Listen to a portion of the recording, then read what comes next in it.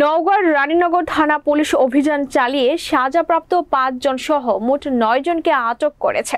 এই সময় 2 জনের নিকট থেকে গাঁজা উদ্ধার করেছে পুলিশ।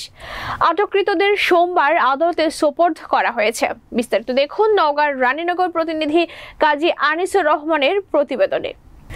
রানীনগর থানার ভারপ্রাপ্ত কর্মকর্তা আবু ওবায়েদ বলেন, রবিবার রাতে গোপন সংবাদের ভিত্তিতে উপজেলার বিভিন্ন এলাকায় অভিযান পরিচালনা করা হয়।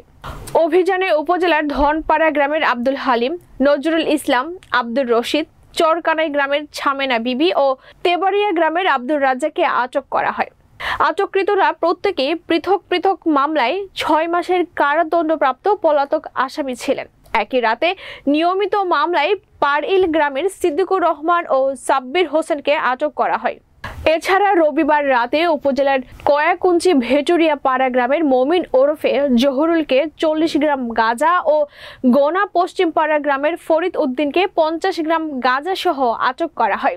তাদের 2 জনের বিরুদ্ধে মাদক মামলা রুজু করে সোমবার আদালতে সোপর্দ করা হয়েছে।